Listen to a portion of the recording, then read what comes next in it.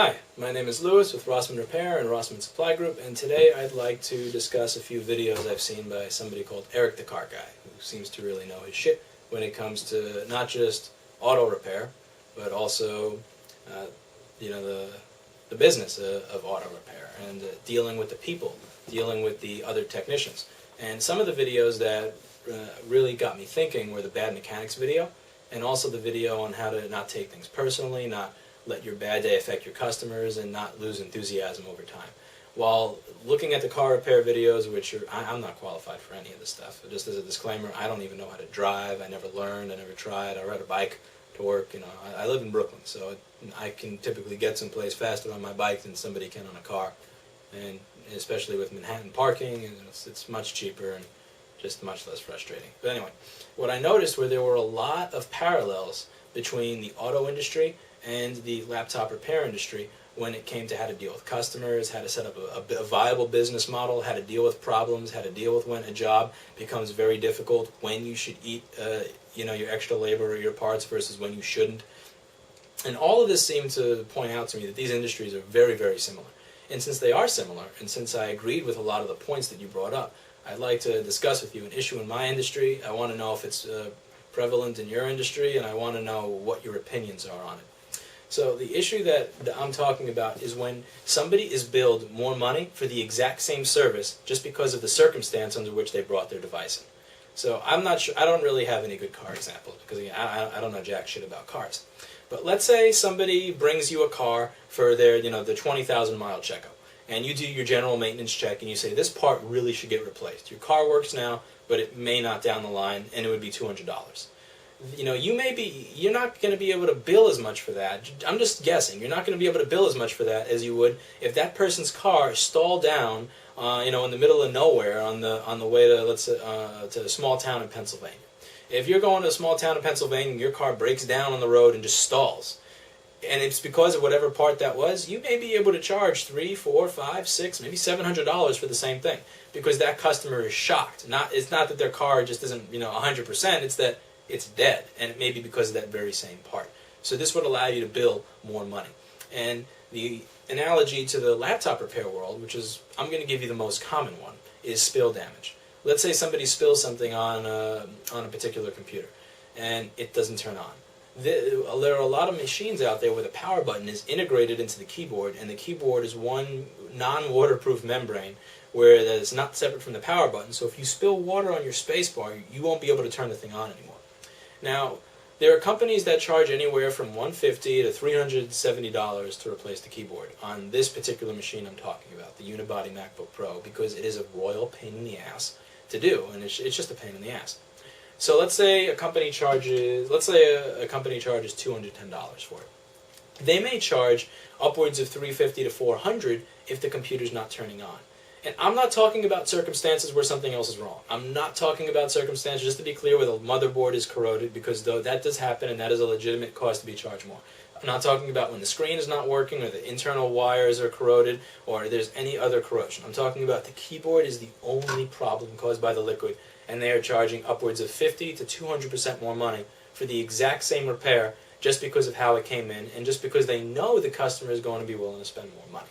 And this is an issue that really troubles me. Now, this troubles me a lot because I used to be the person selling these repairs. I used to work at several places that I'm not going to name, and at these several places, it was almost part of the company culture that you rip people off like this, left and right, and you figure out what people are willing to spend, and you just take their money. And honestly, I'm not a good salesman. I've never been able to sell credit cards. I've never been able to sell sporting goods. I couldn't sell health insurance. I actually got fired from that job after 45 minutes. I'm not a salesman, but I am really good at selling repairs. I've gotten amazing at it over the years for a few reasons. I know what I'm talking about. I know why my product is better than all of the other products, and I can explain it without putting down the other products. I can just explain it in a calm, confident, and honest fashion. And I can tell people why the repair is economically feasible or not. And lastly, I feel I'm trustworthy. So I'm really good at selling repairs. And what made me sick wasn't when people would call me out on the bullshit. It wasn't when they'd say, why is this so expensive? That I understood, and it didn't bother me. What bothered me is when people were happy. What bothered me is when a woman would actually go up to me and hug me for charging her $375 for a repair that on this very company's website was $130 at the time. That really, really bothered me, and it made me feel sick and ill inside to the point where I had just this look on my face of disdain, and she was honestly so happy that she didn't even call me out on it or notice it. And the reason that she was so happy is because Apple had quoted her $800 for the same job, and the computer was $2,700 at the time. Now, a lot of people will say, well, the customer's happy, or they'll just cut me off and go, is the customer happy? And if I go yes, and they go, well, there's nothing more to talk about. And I think that's a bunch of bullshit. And here's why.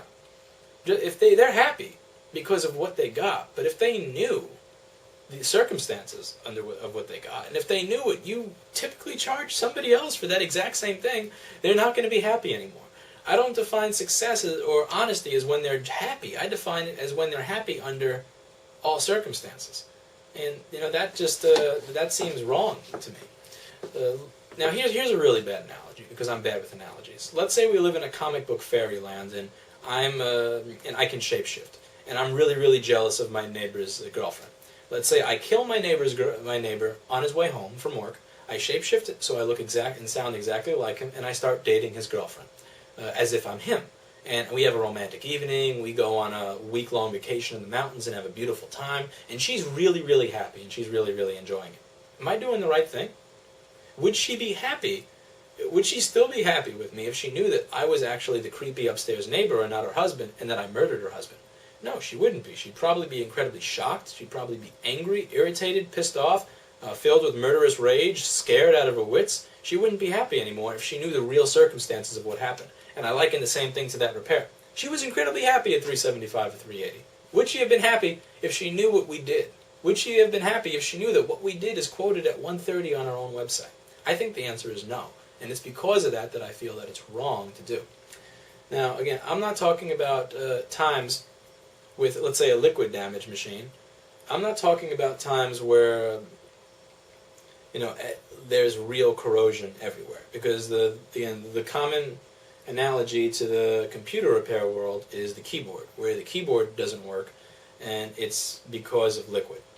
The power button is attached to the keyboard, and because the power button is attached to the keyboard, if you spill liquid on the spacebar on certain machines, your power button will stop working and it'll stop turning on. If somebody comes into the shop and their computer has 1 or 2 stuck keys, we can only charge them for a keyboard replacement. But if they come in and it doesn't turn on, and the only reason it doesn't turn on is the keyboard, it's very easy to charge them a lot more money for the same thing. And again, I'm not talking about the times where the motherboard has corrosion on it, the video cable is missing pins because of the Coca-Cola. I'm not talking about those at all. That is a totally separate circumstance, and it is totally okay to charge more money in those circumstances because you're fixing real problems. I'm talking about when you fix the problem with this computer through one thing and one thing alone, replacing the keyboard. And replacing the keyboard costs this much. That's what you charge people. That's what you advertise, but you're charging this much just because they came in with different circumstances and different expectations. I find this to be wrong. I don't like it, and I don't practice it. Now, I understand in this industry a little bit of white lying is sometimes necessary. I recently posted a video where I was talking about how I was lambasted and screamed at and badly reviewed because I charged somebody $150 to fix their computer, and I actually fixed it for $150. There were 3 possible problems with this computer. It was either a $20 parts problem in 2 hours of my time, an $80 parts problem in 20 minutes of my time. It wasn't either of the two. It was actually a $0 parts problem in about 3.5 hours, miserable hours of my time. And because of that, since I made a handshake deal with the customer that I will fix this problem for $150, I still charged him $150. It was extra time. It was a lot more work and misery, even though there were no parts involved. I never sold them parts. I sold them the idea that I would make it work. And this was the kind of guy who's really not, you'll probably meet these kind of people, they're really not willing to spend more than $20 or $30 for your time. They are willing to spend upwards of $1,000 on parts, but if they know that the person doing the work is making more than 20 or 30 bucks off them, they become personally offended. And he was that kind of person. So when I was honest with him about the fact that I didn't replace any parts, it became a shitstorm. And Sometimes it's more practical to just come up with a white lie to make somebody go away. And the reason that I have not been doing that is because it's easy to take that white lie and turn it into a real lie. And then it's easy to turn that real lie into ripping somebody off just because they're happy. And then it's easy to justify it, and then you become exactly what it is you hate. It's not about getting from here to here. I believe it's about getting from here to here over and over and over again. So I try to never go from here to here. Yeah, lying is sometimes necessary. But I don't like these lies because they go to a dangerous place. Now, I'm an idealist at heart. I've always been an idealist. Ever since I was 17 and I started in the audio electronics field and then moved into this field, I like to try to improve whatever industry I'm in. Whether it's my personal life, my hobbies, or my work. I like to try to inform people. I want to try to help people, and I want to try to make things better wherever I am. So I feel like I may have become a little clouded and a little more overly idealistic, and here's why. I meet people in this field sometimes who are the best people that I've ever met. They have high character, they have an amazing work ethic, they're incredibly intelligent, and overall they're incredibly good people that will bend over backwards to help you, even if you're not helping them or putting money in their pocket. And these amazing people are actually the very same people that I see, lying and coming up with random shit to charge $250 to $500 for the simplest, easiest, mundane, just would cost $100 if this person bought the service off of the website kind of crap. And I've seen this happening at several companies, and these are people that I like and respect and care about, and they're doing this. So it kind of stops being black and white anymore, because they're good people that are doing these things that I perceive to be very, very fucked up things. And also, what I've noticed as time goes on is that the companies that advance, the companies that, let's say, will open a second location or renovate their first location or start offering all these new services or start doing all these great things for their customers, they're actually not the companies that are always 100% straight and honest.